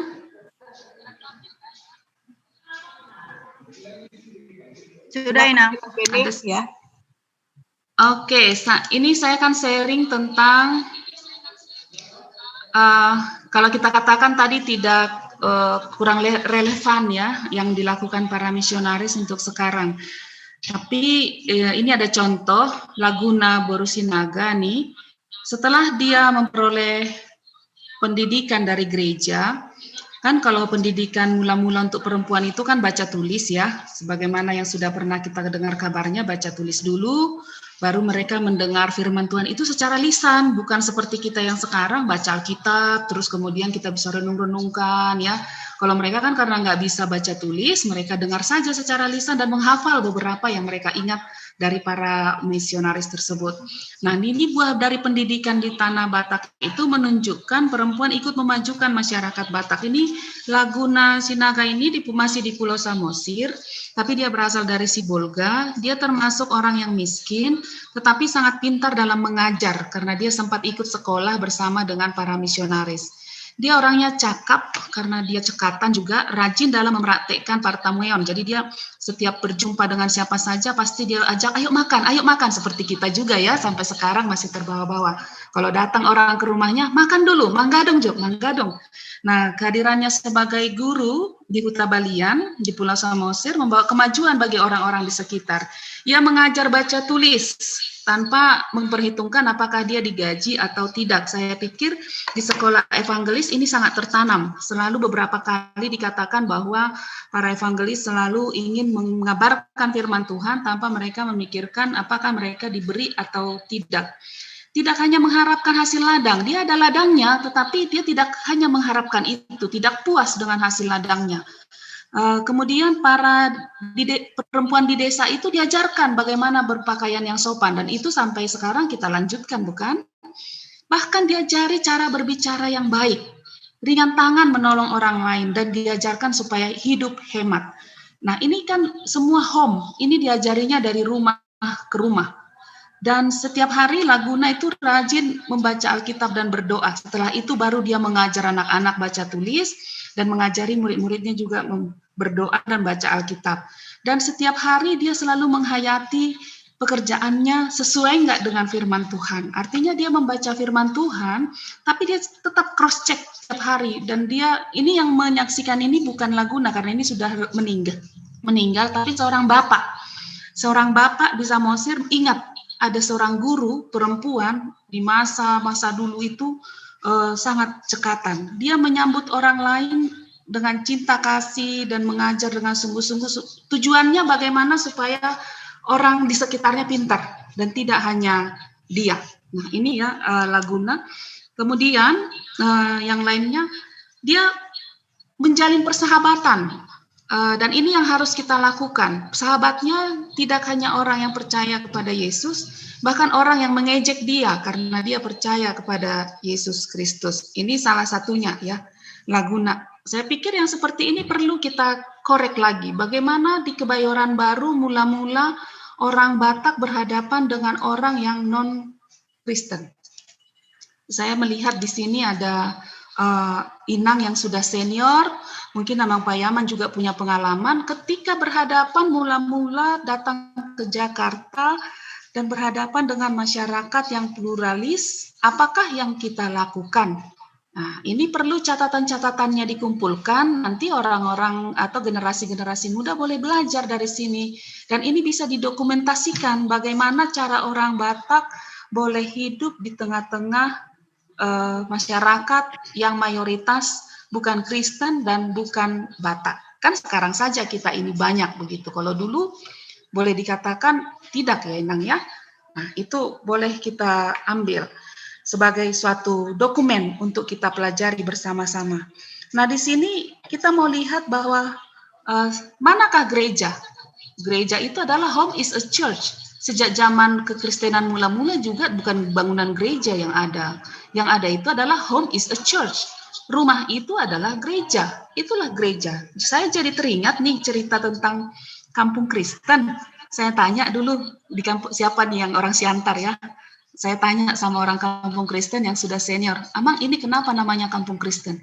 Oh iya, jadi setiap jam 6 sore kalau sudah lonceng berbunyi dari gereja, maka semua keluarga Kristen harus berkumpul di rumah, bernyanyi, berdoa, membaca Alkitab. Itu di rumah-rumah. Jadi orang yang tidak percaya kepada Yesus bertanya, apa yang terjadi di rumah itu? Oh, halak Kristen doi. Ya, itu orang Kristen katanya. Hanya bilang orang Kristen saja, hanya karena dengar bunyi lonceng jam 6, mereka semua harus masuk ke rumah, berdoa, membaca Alkitab dan bernyanyi, sehingga dikatakan tempat itu menjadi kampung Kristen. Nah, sekarang kita home is a church itu, apakah kita masih bisa melakukan ibadah-ibadah rumah selain yang disarankan selama pandemi ini? Apakah di rumah kita masih bergema lagu, doa, dan baca Alkitab yang boleh kita lakukan secara rutin, atau masing-masing sudah cari jalannya masing-masing? Ini sekarang masa pandemi mengajari kita kembali, Injil itu kembali ke rumah. Bukan gereja yang besar ini, tetapi rumah kita masing-masing apakah menunjukkan ciri khas dari HKBP Kebayoran Baru yang terlihat di gereja selama ini? Atau jangan-jangan hanya di gereja saja kita seperti itu, rumah kita tidak. Jadi pandemi ini dengan istilah yang saya bawakan home mission itu mau mengembalikan pertanyaan bagaimana kita di rumah. Apakah misi berjalan juga di rumah? Jangan-jangan kita bermisi keluar, tetapi rumah kita tidak pernah kita sentuh dengan perkumpulan, persekutuan, membaca, bernyanyi, dan berdoa bersama. Ya, dok, najului, indahita kan? Nah ya, martangiang dohamu? Nungah ya, martangiang. Nah, tapi apakah itu kita hidupkan khususnya di masa pandemi ini? Karena ternyata di masa pandemi ini kita membutuhkan Tuhan untuk mengubah ritme hidup kita di dalam rumah yang semuanya ada di rumah. Sekolah ada di rumah, gereja ada di rumah, kantor ada di rumah. Nah, perlu ada warna khusus. Melalui home mission, saya mau mengajak kita supaya kita menata kembali rumah kita. Menata kembali rumah kita. Kalau biasanya pagi semua berangkat, setelah itu ibu-ibu sibuk dan asik dengan pekerjaannya masing-masing, tetapi pandemi ini mengajari kita, ayo kita tata kembali rumah kita. Pagi kita ngapain, siang kita ngapain, sampai nonton barengnya, nonton apa, ayo kita mau nonton apa hari ini. Nah, itu menata rumah kita masing-masing di masa pandemi itu mengajari kita kepada suatu new normal life di dalam rumah kita masing-masing juga. Dan storytelling adalah, sekali lagi kepada Inang semua, storytelling is the best gospel for women. Storytelling itu adalah Injil yang paling bagus untuk perempuan. Mengapa? Ayo ngaku, perempuan suka bercerita kan? Kalau dibuka satu cerita nggak akan berhenti. pasti dia nanti berjam-jam, ya kan Abang Payaman, kalau Inang pergi misalnya jauh, kata-hatai doho Inang ini gitu, tak pulang-pulang dia. Iya. Kenapa? Ceritanya lanjut terus sampai sore. Lanjut terus sampai tidak habis-habisnya. Makanya storytelling is the best gospel for women. Ini ayo kita bercerita, bagaimana menceritakan kehidupan kita bersama Tuhan kepada sesama kita. Dan makanya ada tulisan daripada Masih Fiorenza juga mengatakan her story. Kalau history katanya itu sejarah, sekarang ayo buat her story. Bukan tandingan, tetapi mau mengatakan perempuan bercerita. Dan teologi perempuan itu biasanya berangkat dari ketika perempuan menceritakan kehidupannya. Karena perempuan nggak bisa nyimpan apa yang ada di hatinya. Dia harus ungkapin itu semua. Kalau laki-laki kan, ngabe, emak nilubahon, mak. Apalah tangis ya kan? Inang, kalau Inang bercerita ke Amang, apalah tangis sih, edam doi, lubahon, mak. Itu. Tapi kalau perempuan ke perempuan, coba. Bagaimana cara kita berkontribusi kepada masalah-masalah yang disampaikan oleh sahabat kita. Ini harus dilatih, karena ternyata perempuan harus dilatih juga berbicara. Perempuan harus dilatih juga menata apa yang harus dia ungkapkan tentang suatu teks. Ini belum kita. Coba kalau Inang dalam kumpulan perempuan. Bayan coba dapokmu Inang. Diam semua. Paling itulah terus. Itu minggu depan itu juga, minggu depan itu juga. Nah sekarang, melalui pengamatan kita, ada perempuan yang tidak bicara. Dia silent, masih seperti 2000 tahun yang lalu yang diceritakan Alkitab, tidak berbicara. Untungnya Marta bicara, ya kan? Kita kan gitu, gondok pun diam. Nanti di belakang mereka terepet. Tapi Marta enggak, dia mau sikap tegas. Tuhan, mengapa engkau biarkan Maria tidak menolong aku, katanya. Nah ini perlu dilatih, berbicara juga ternyata perempuan perlu dilatih. Minggu yang lalu saya ajak para sekolah tinggi Bible Pro memimpin PA di keluarga, itu saya bekali, saya kasih teksnya, saya kasih bahannya, dan mereka harus tampil maksimal. Tapi setelah itu mereka harus belajar. Nah itu ya, kemudian Inang Sophia, Inang ini evangelism ya, Inang kan evangelis. Kalau Inang saya pikir ini harus Inang yang sharing. Tapi baiklah, ya tentu the risk of hospitality itu ada. The risk of hospitality itu adalah ada ya. Risiko dari hospitalitas itu selalu ada. Kita pasti akan berbenturan. Seperti di Jakarta juga ada banyak orang yang mungkin di sekitar kita tidak, tapi kalau kita lihat beberapa besar gereja sampai Bekasi, mereka itu mungkin belum gereja karena adanya pelarangan, adanya ketidaksukaan dengan warga sekitar. Maka cara misionaris untuk bersahabat dulu itu saya pikir perlu jalin dulu persahabatan. Nah setelah itu baru kita mendirikan gereja-gereja. Kalau PI mana yang duluan selalu berubah-berubah ya Inang. Kalau sekarang saya melihat PI itu ke dalam dulu lah. Makanya saya kasih judul kita Home Mission. Di tahun ini kita perlu home mission, itu sangat perlu. Karena tiba-tiba ya, tidak ada yang pernah diajari bapak-bapak bagaimana memimpin ibadah keluarga. Mungkin kami pendeta gampang saja memikirkan, aboy doi tinggal menjahai nama, tetapi kepercayaan diri mereka tidak kita latih. Mereka kita tidak ajari, mereka tidak kita bekali. Tapi mungkin di Kebayoran Baru ada dibekali ya, bapak-bapak bisa memimpin ibadah rumah, ibu-ibu bisa memimpin ibadah rumah. Bagaimana tuh equip, memperlengkapi jemaat ini supaya mereka bisa memimpin ibadah rumah, bisa memimpin pertanyaan rumah, bisa memimpin lagu di rumah. Mungkin kita yang di sekolah Alkitab saja mengatakan, buradoi, tapi ternyata tidak segampang itu. Saya berbicara dengan ibu-ibu di kampung di sini. Inang, mabiar doi, Pak. Ayo lawan di pandita doi. Manalah sanggup kita untuk memimpin itu, Inang. Tidaklah, Inang. Bahan manjahan masongoni, ale biar doroha. Nah, itu kita tampung. Oh iya juga ya. Ternyata tidak semudah yang kita pikirkan. Dan banyak rumah yang tidak ibadah ternyata di masa pandemi ini. Ya mungkin kalau aku bilang ya itu di kampung lah, tapi coba kita cek di sekitar kita. Jangan-jangan ada yang nggak beribadah. Hanya berdoa saja sudah, dia baca Alkitab sudah, tidak ini ya. Untuk sekarang ada ini ya, live streaming. ada ibadah online, itu menolonglah.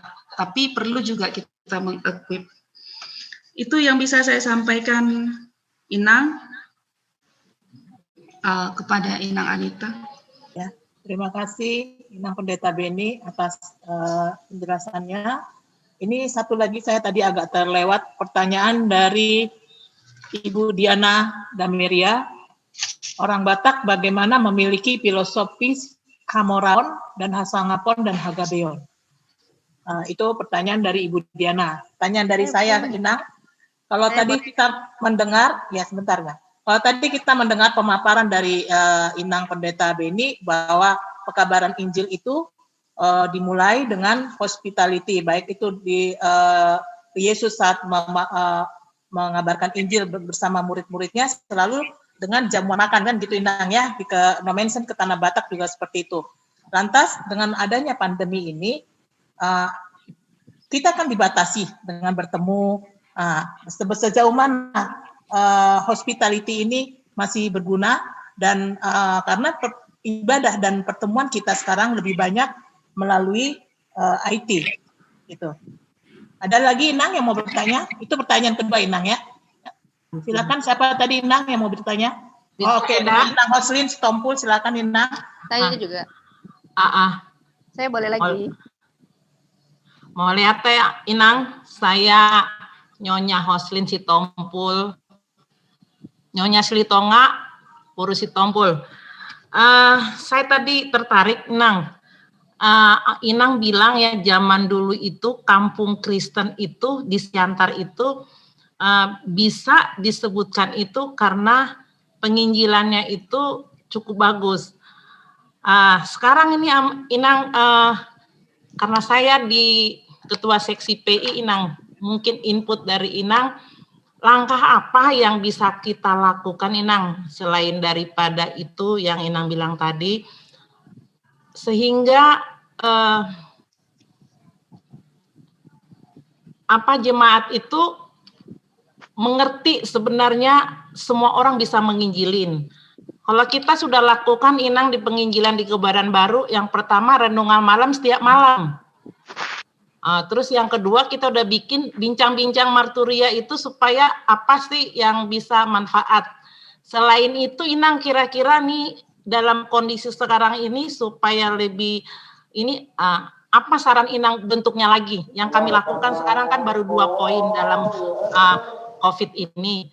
Kira-kira saran Inang supaya mendekatkan, supaya semua jemaat itu merasa bisa menginjilin, kira-kira langkah apa ya Inang? Cuman input aja buat saya. Terima kasih Inang. Silakan Inang, 3 pertanyaan tadi dijawab dulu, nanti ya Katina ya. Enggak, Anita, maaf ya, tadi pertanyaan saya itu belum selesai karena saya salah ketik. Oke, silakan.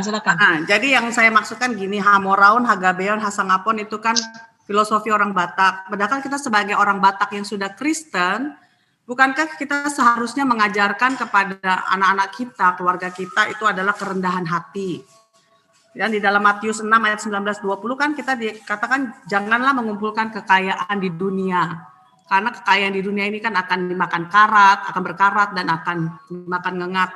Jadi bagaimana kita sebagai orang Batak mengajarkan kepada anak kita yang sesuai dengan firman Tuhan, dan juga bagaimana kita bisa mengubah ya itu supaya filosofi itu tidak menjadi terlampau kuat di dalam kekristenan orang Batak. Gitu aja pertanyaan saya Inang.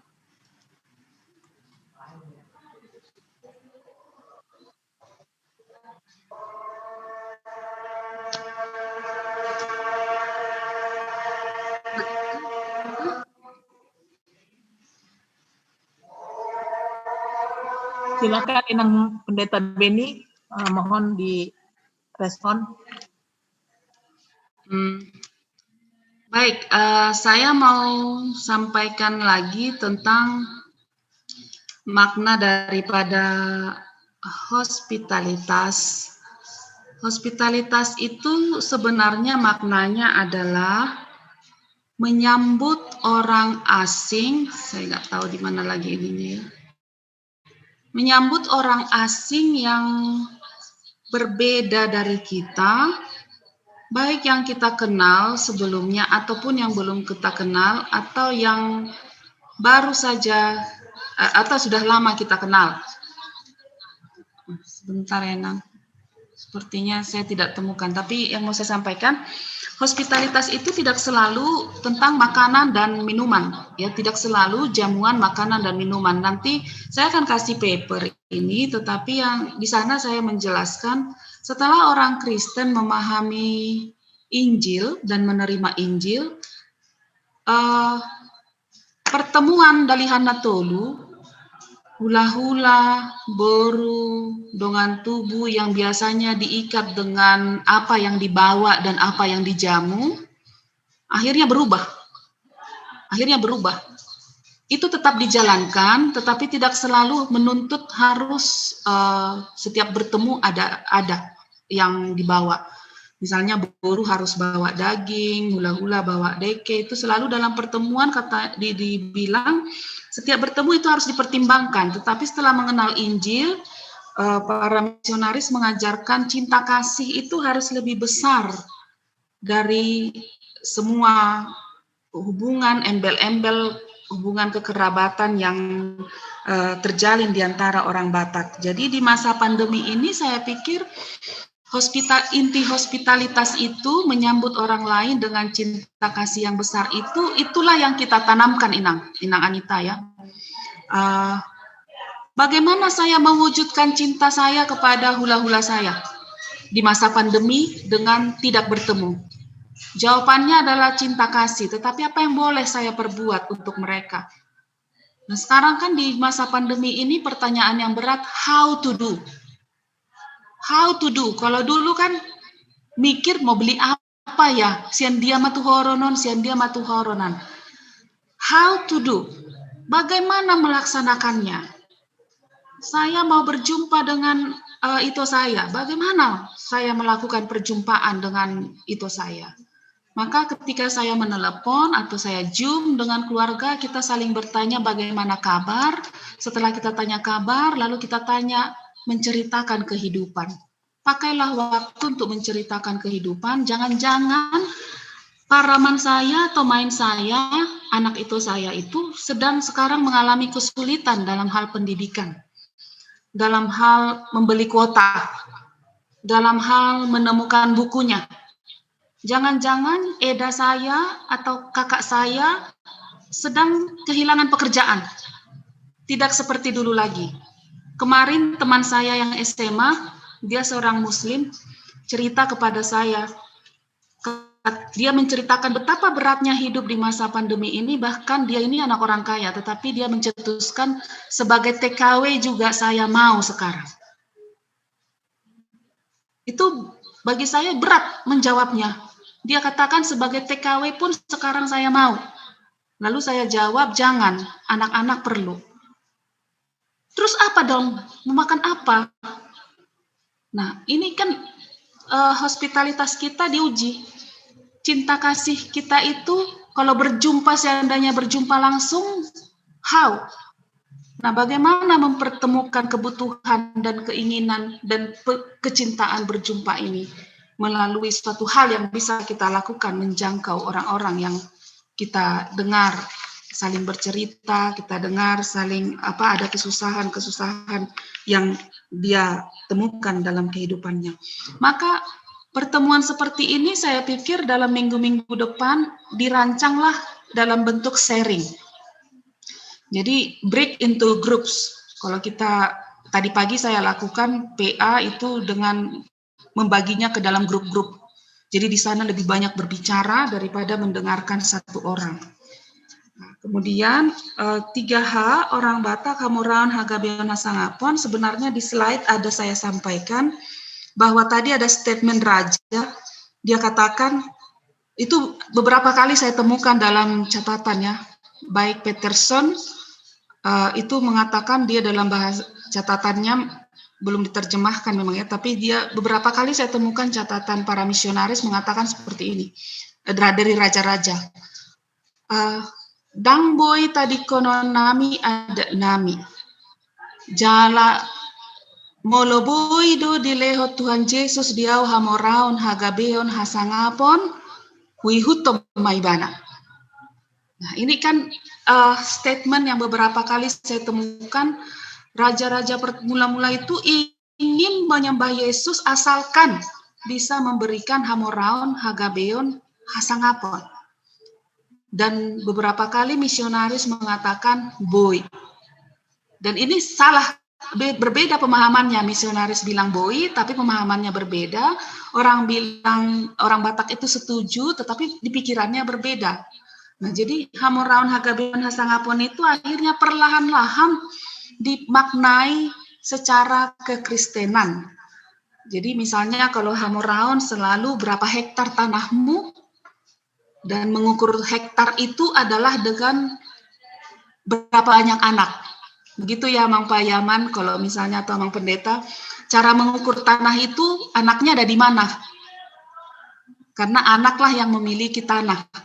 Seluas itulah tanahnya Simajuntak contohnya ya. Seluas itulah di mana ada anak-anaknya, seluas itulah tanahnya. Ini kan ukurannya beda, ada anaknya, ada tanahnya, nggak ada anak. Itu dianggapnya sebagai suatu hal yang tidak baik bagi dia. Tetapi dengan datangnya Injil, itu dalam perubahan saya lihat khususnya di PWKI.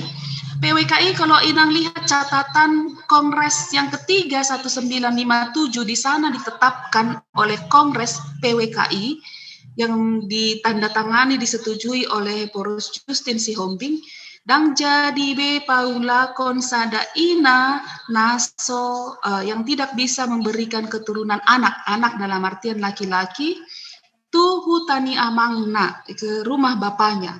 Itu ditetapkan melalui Kongres. Saya pikir itu langkah yang berani. Saya salut melihat langkah-langkah tersebut. Tidak boleh dipulangkan seorang perempuan sahalak ina yang tidak memberikan keturunan laki-laki atau hanya memiliki keturunan perempuan. Itu ditetapkan dan itu dititingkan katanya di gereja-gereja supaya dilaksanakan bersama-sama. Nah ini kan tidak instan ya, tidak instan. Perlahan-lahan dan beberapa kali Kongres PWKI yang berikut menetapkan pembagian harta karena kalau dulu katanya kalau pulang satu perempuan ke kampung orang tuanya karena tidak ada anak laki-laki, apapun yang dia miliki dari suaminya diambil juga. Jadi pulang ya begitu, baju yang melekat di badan. Tapi di Kongres itu diputuskan bahwa perempuan, ibu boleh memiliki apa yang sudah dia miliki selama mereka menikah ya. Ketika dia menikah dengan suaminya, semua harta yang dipupuk ketika bersama itu miliknya juga. Nah, ini kan terobosan-terobosan yang saya pikir luar biasa. Sekarang kita pikirkan apa yang mau kita bantu lagi untuk memahami Tuluha. Apalagi yang mau kita bantu untuk memahami Hamoraon, Hagabeon, Hasangapon ya. Khususnya bagi keluarga maaf yang tidak punya anak, ayo bersama-sama kita membahasakan kalau dia tidak gabe, sebenarnya nggak ada yang gabe, saya sendiri aja nggak gabe, karena kalau gabe itu kan marana 10, marboru 10 itu teh, itu yang gabe. Kalau saya nggak gabe, ayolah anak doh, berarti nggak ada yang gabe. Nah, ayolah kita buat catatan kita, apa arti Hagabeon, apa arti Hasangapon, dan apa arti daripada Hamoraon itu. Catatan misionaris juga mengatakan ketika itu raja kan selalu ada hatoban. Ada juga jolmahuting, saya baru baca juga itu, jolmahuting itu katanya kalau dipanggil nggak boleh bunyi, dia hanya boleh mengeong. Gitu, tidak boleh ngomong apa-apa, harus diam. Jadi dia punya hatoban. Tapi ketika raja itu bertanya, apa yang perlu kulakukan? Ahado baheno kuasalam sangap au. Warnek menjawab, lepaskan semua budak-budakmu dan merdekakanlah mereka. Dan ketika itu, karena mereka bersahabat dekat, raja itu mau. Dan itu dia bilang catatannya, itulah asal mula mengapa di tengah-tengah orang Batak sekarang tidak ditemukan lagi ada hatoban. Karena para raja-raja melepaskan budak-budak hatoban-hatoban mereka menjadi orang-orang mereka. Bukankah ini Injil?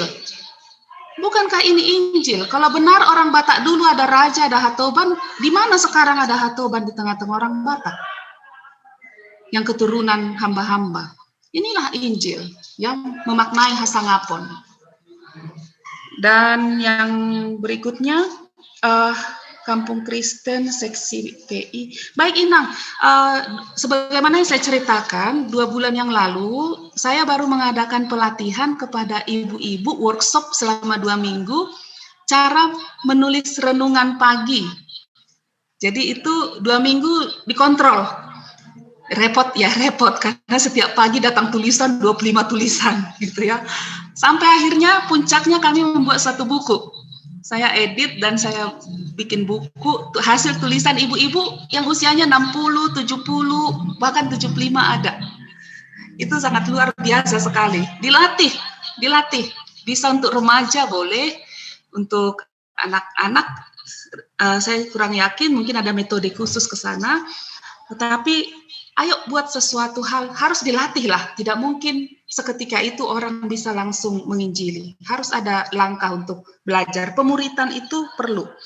Dan sekarang karena mahasiswa STB tidak bisa ke daerah PI, biasanya mahasiswa STB itu kita utus ke daerah pekabaran Injil untuk praktek lapangan 3. Tapi karena pandemi tidak bisa, maka kami menyuruh mereka membuat video-video memperkenalkan tentang daerah PI. Nanti saya kirim linknya. Saya akan kirim linknya bagaimana mereka secara kreatif memperkenalkan Kalimantan, pos PI, petani di Malaysia. Nanti kita bisa lihat ternyata bukan hanya Rupat dan Enggano, banyak sekali ternyata daerah PI-nya HKBP, di Malaysia pun ada, di Tebing Tinggi pun ada, di Toba ini pun masih perlu tempat-tempat ada pos penginjilan. Karena masih ada tempat-tempat yang bukan Kristen di tempat-tempat itu. Pakai video dan dengan itu kita bisa belajar banyak. Saya pikir masih banyak lagi yang bisa dilakukan Inang untuk memperlengkapi perempuan supaya mengerti menginjili. Amang pendeta ada ya yang bisa untuk memberikan pembekalan, bikin workshop, bikin petunjuk-petunjuk, bikin renungan singkat atau bikin video dan lain sebagainya. Minggu lalu saya tantang kelas saya bikin khotbah 30 detik. Sekreatif mungkin saya bilang. Dan mereka dengan kreasinya 30 detik merangkai suatu kata padat, berisi, singkat. Nanti saya kirim juga untuk Inang melalui Inang Hani ya. Heni kah? Maaf. Mungkin melalui Inang Sophia juga boleh nanti. Saya kirim linknya atau melalui Amang Pendeta saya kirim linknya. Dan saya yakin Inang semua bisa. Pasti bisa. Ya. Terima kasih Inang Anita. Terima kasih Inang atas penjelasannya dan materi yang sudah disampaikan. Mohon maaf kepada Inang semua mengingat kita dibatasi oleh waktu. Jadi pertanyaan sudah ditutup. Kita akan melanjutkan acara berikut. Dari semua tadi pembicaraan, saya dapat menyimpulkan bahwa menjadi orang Kristen itu perlu dan punya tanggung jawab di dunia ini untuk mengabarkan Injil atau kabar baik dengan tidak mengabaikan hospitality. Dan sifat-sifat hotel, osom, tel, elat, latte dari orang Batak itu harus disingkirkan di dalam pelayanan supaya pekabaran Injil itu dapat berjalan dengan baik dan efektif. Karena kehadiran kekristenan itu sudah menghidupi orang Batak. Home mission dari narasumber tadi yaitu to equip, to empower, to share, and care, dan to bless. Kiranya Tuhan memberkati kita semua dan kita menjadi murid-murid Kristus yang bisa menjalankan pekabaran Injil ini di masa pandemi. Untuk itu saya meminta close statement dari Inang Pendeta Dr. Beni Sinaga. Setelah Inang Pendeta Beni melakukan close statement, saya mau minta kepada Amang Pendeta Rajuki Pasaribu untuk berdoa penutup Amang. Silakan. Sejak Maret saya selalu suarakan tetap menjadi berkat meskipun di masa pandemi. Dengan mempergunakan media yang ada, dengan menata kembali spiritualitas dari setiap orang Kristen itu sendiri. Jadi menjadi berkat itu bukan hanya mau memberi, tetapi juga menata spiritualitas kita. Bagaimana kita bermisi kalau spiritualitas kita atau hubungan kita dengan Tuhan masih belum kokoh dan teguh. Jadi intinya tetap menjadi berkat meskipun di masa pandemi. Terima kasih, Inang. Terima kasih, Inang Pendeta. Kepada Amang Pendeta Rajuki Pasaribu, dipersilakan untuk menutup webinar ini dengan doa penutup. Setelah itu saya akan menyampaikan kembalikan acara ini kepada MC ya. Silakan Amang. Ini dulu.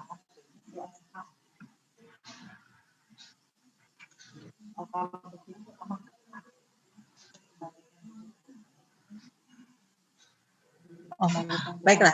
Kalau MC, saya kembalikan kepada MC saja nanti doa penutupnya dari Amang.